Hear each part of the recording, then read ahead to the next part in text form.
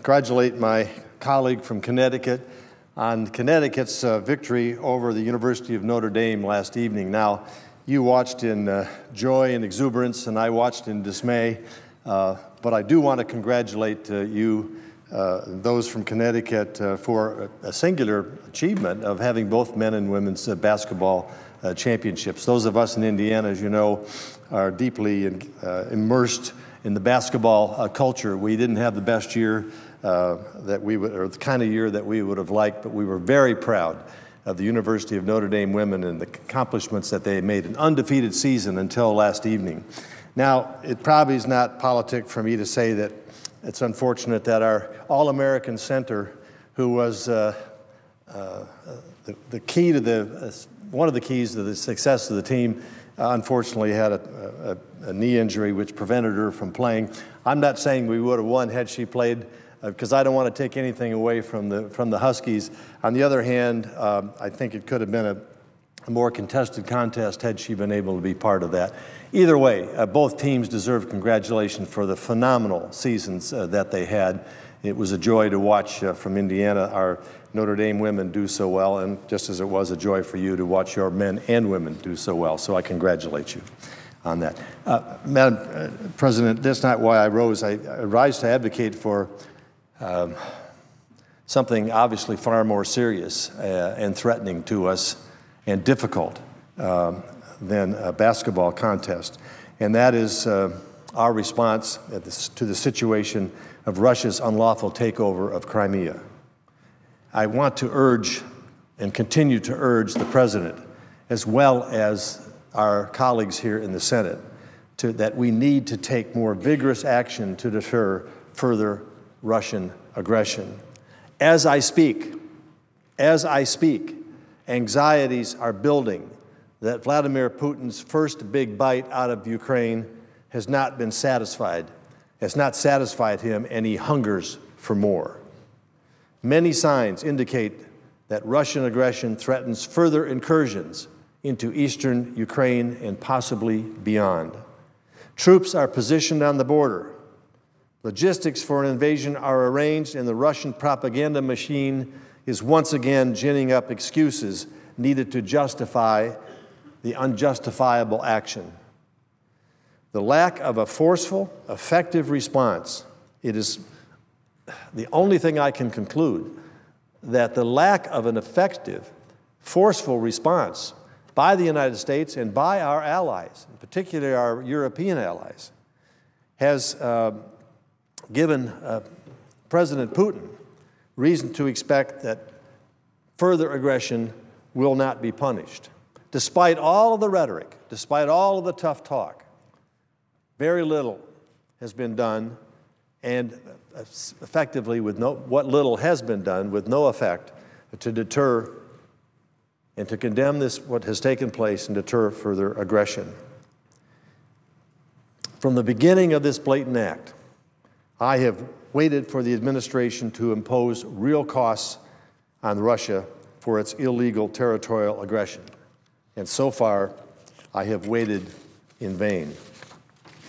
For the past month, in 2 separate resolutions, which I have offered here on the floor, several floor speeches, and numerous opinion pieces that I have written for the media, I have consistently attempted to make the case for hard-hitting sanctions on Russia. I joined here with Senator Durbin and my colleague from Illinois to achieve a unanimous bipartisan passage of an initial list of sanctions that would signal to Putin that the U.S. Senate was unified in condemning and sanctioning Russia for its blatant takeover of Crimea. I stated at the time that this was an initial list, that much tougher sanctions need to come, but I wanted to give the administration time to fashion those, to work with our allies across the ocean, and to stand strong for the type of hard-hitting, hard-biting economic sanctions that would make Russia pay a real price, as we had said we were going to do. Now, I do realize that the administration has to take the lead on economic sanctions, because to implement tough sanctions and steps needed that will ensure maximum effectiveness. We need to coordinate this with our friends and our allies. But I have seen little evidence that the administration is leading our European friends in the direction of such sanctions, nor have I seen evidence that our European allies are willing to take the lead. I have therefore come to the conclusion, at least wondering, if anyone is willing to take a lead in this effort. Madam President, more needs to be done, and more needs to be done now. With the Russian troops mounting their vehicles on the Ukrainian border, when I say now, I mean right away. The United States should be using every means available to press for firm measures, and our European allies should be joining us in this cause. And those measures should include condemning Russians' misbehavior, imposing serious costs so such behavior will not be repeated. Further, we should defend our allies and reassure them that we have their back. We need to isolate Russia and prevent it from participating in organizations that give Putin credibility and strength. We should impose obstacles to prevent Russia from taking material advantage of their conquest, and we should convince other nations, businesses, organizations, and individuals to follow our lead. I think recent history shows that in conflict issues around the world, if the United States does not take a firm and a strong lead, other nations simply do not feel they have the strength or the backing to take that lead. And so it's imperative that whatever lead is taken comes from these United States, led by our president, supported by a bipartisan Congress, to send a unified message that we are willing to address egregious breaches of international law and lead the way in doing so. Now, the first task, as I see it, is to make sure that we and others do not accept this aggression and annexation, what some others are already calling a fait accompli. Since the United States' refusal to recognize Soviet annexation of the 3 Baltic states 74 years ago, we have firmly and consistently refused to recognize such annexations. We must do the same in this case. Unfortunately, words and actions from this administration and many of our European allies continue to focus on threatening consequences for future Russian incursions, rather than on the illegal annexation that's already taken place. It is exactly this reluctance to impose costs for the annexation of a portion of Ukraine that paves the way for further Russian aggression. I sadly note that some of our best European friends are downplaying the importance of the invasion and annexation that's already taken place. Just as Chancellor Merkel from Germany was showing signs of a more forceful German foreign policy in defense of European territorial integrity, it now appears that Germany is showing more interest in dialogue and restraint, backing down from the tough talk about making Russia pay a price for the actions that it's taken. In fact, there's very little indication that anyone in Europe is willing to oppose the Russian annexation of Crimea. And I'm therefore convinced that there's very little reason to believe that further aggression will be adequately discouraged or punished. In this policy vacuum, if we don't find that leadership from our administration or from the Europeans, it is imperative, I believe, that Congress act, and act now. So today I'm introducing yet another response to those I have previously introduced addressing this situation in Ukraine. The Crimea Annexation Non-Recognition Act, legislation that would mandate an official policy of non-recognition of Russian sovereignty over Crimea, its territory, airspace, territorial waters, and resources, is the theme of this particular legislation that I will be introducing for the Senate to consider. The purpose of this act is to ensure that the United States will not recognize Russian sovereignty over Crimea, nor take any action that would imply such recognition.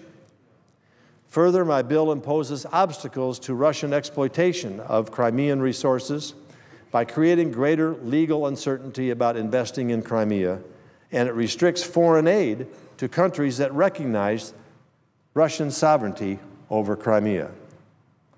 Let me illustrate some of the specific proposals that I've introduced.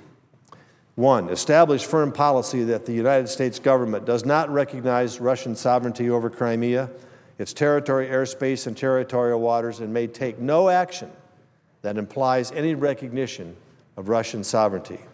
Secondly, prohibit the United States from financing or guaranteeing investments in Crimea with Russia as an intermediary. Third, oppose international financial institutions' assistance programs for Crimea that go through Russia as an intermediary. Fourth, require the Department of Justice to affirm this non-recognition policy upon request in order to create greater legal uncertainty for those who hope to contract with Russia for exploitation of Crimean resources. Fifth, deny entry to vessels sailing from Crimea with Russian customs documentation. Sixth, prohibit U.S. ships and aircraft from taking actions that imply Russian sovereignty over Crimea, its airspace or territorial waters. And seventh, prohibit some forms of foreign assistance to countries that recognize Russian sovereignty over Crimea. Madam President, there are very few precedents in post-war history where a state has so boldly and aggressively used force against a neighbor for the purpose of territorial acquisition. What has happened in Crimea is a crime left over from an earlier age. We, together with our European friends, must move aggressively to oppose it before it becomes repetitive. At a time when so much depends on Vladimir Putin's unspoken plans, it is not hard to guess how he will respond to meekness. The American response must be much greater if we want Putin to understand his actions in Ukraine are unacceptable and will not be tolerated. At a minimum, I would suggest Congress must refuse to recognize Russian sovereignty over Crimea. By passing my legislation, I have imposed a number of sanctions which were added to other measures that I have introduced, and hopefully will encourage this administration and our European allies to take a much tougher stance and provide much more of a penalty to Russia over the actions that it has taken. I urge my colleagues to join me in this effort, and with that, yield the floor, noticing the absence of a quorum. The clerk